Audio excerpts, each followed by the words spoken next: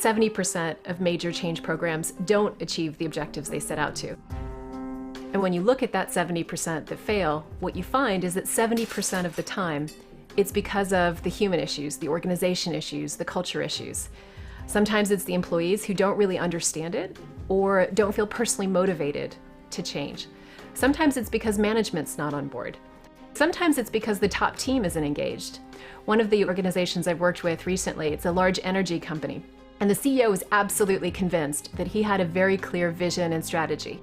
So we organized the workshop and we used some of the anonymous voting machines. The first question we put up was, we have a clear and compelling strategy for our business. 100% of the people in the room voted yes. The second question we put up was, our strategy is, and we listed 6 completely different statements of where they could take that company. Each statement got 2 votes.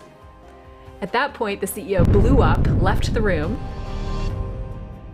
but actually they needed to have a breakdown in order to get a breakthrough, because that was the only way we could have an open and honest discussion about the fact they were all in completely different places, and not surprisingly, were creating confusion and chaos in the organization because they were sending very, very different signals and messages.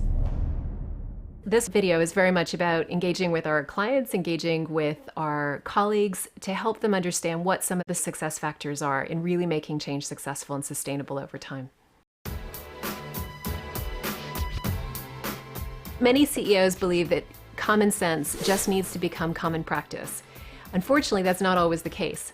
If I give an example, one of the things that many CEOs do is they try to engage other people with what excites and inspires them personally. One of the CEOs I've been working with recently, he's the head of a major pharma company. And for him, the vision of where he wanted to take this company was he wanted to go and be #1.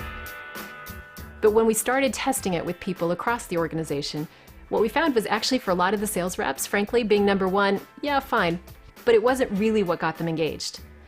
So over time, we worked with the CEO and we helped him develop a story where what he was going to do was absolutely consistent everywhere, but why resonated with many, many different people. So he started talking about the fact that this was transforming medicine, finding cures for illnesses that are currently incurable. He talked about the journey that they would go on as a team, continuing to grow in a period of major patent expiration. And he talked about the individual rewards that were going to come. And by doing all of this, they were going to be #1. And as I was sitting listening to him with 150 other people, what resonated for each of the people sitting at that table was something different. But each of them left motivated, excited, and passionate about making that vision a reality. There are at least 5 sources of meaning around society and mission, about the customer, about the company, about the team, and about me personally. And as CEOs and senior executives engage on why this matters, it's really important to appeal to each of those 5 sources of meaning. We looked at the S&P 500, and one of the interesting things, if you look at 1935, is the average lifespan of a company on that list was 90 years. If you fast forward to 2010, that average lifespan has dropped to only 14 years. Half of the companies on the list in 2010 will not be there in 2017. Now, they won't all go bust, but what it does mean is the necessity of being able to change yourself.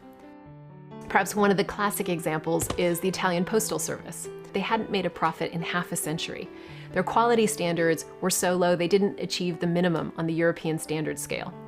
And yet, in the period of about 3 or 4 years, they went from that initial starting point to being the 3rd largest financial services institution in Italy. Now, it's that kind of transformation where there's no going back, where it's a radical step change in skills and mindsets and capabilities and processes. That's what we're trying to achieve. When we look at a transformation, we typically think about 5 frames. The first one is being really clear about where you're going. It's about aspire. What's your vision? What's your strategy? What are the targets? And how do you create a really compelling story that's going to engage your organization? If you're not very clear on those targets, your chance of success isn't 30%, which is the average. It's actually only 12%. Where you have very clearly defined targets, you more than double your chances of success. Once you've gone through the aspire phase, it's then critical to assess. When organizations actually spend the time to really look hard at whether they have the capabilities to succeed and whether they have the mindsets to succeed, they're between 4 and 6 times more likely to be successful. The third step is to architect. So once you have a clear vision of where you want to go and you know where you are today, you then need to create a plan that's going to get you from here to there. It's also about how do you change individuals. What we found is that there are 4 things that need to be in place.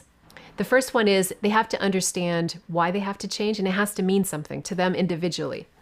The second thing is all the systems and processes need to be in place to reinforce the new set of behaviors.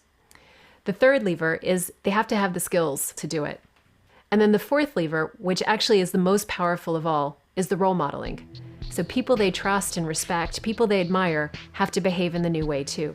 I'd like to just emphasize that last one because according to all the research, it is the most important.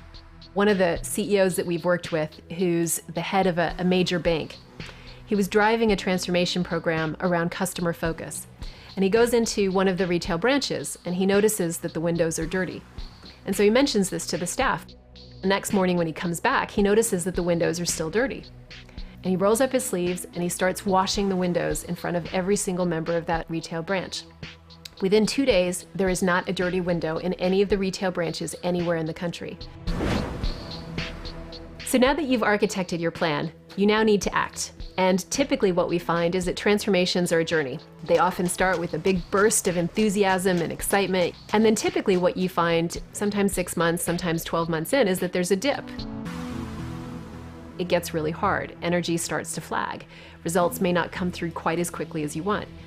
And what's really important is to make sure that you've got things that will create energy, that will give momentum, that will give people confidence they're heading in the right direction. It takes having a story that cuts through the noise. It takes having some quick wins. Sometimes it means stopping things, and sometimes it actually means being willing to make tough decisions on people. Last but not least is advance. A transformation is a phenomenal opportunity to build skills, to develop leaders, to make sure that you've got your best talent focused on the most critical issues for your business. So when change really works, you can go in and you can look and touch it and feel it. You can see people who are excited, who are passionate, who are doing things they never thought possible, who genuinely believe in the power and the impact of what they've done and feel like they have personally grown tremendously from the experience. One of the clients I work with, they have seen their share price literally increase by 5 times in the last 5 years. You walk into the organization and everybody is incredibly motivated and excited and passionate about their jobs. It's that feeling, it's that sensation that you can, it's hard to describe, but when you experience it, you never forget it.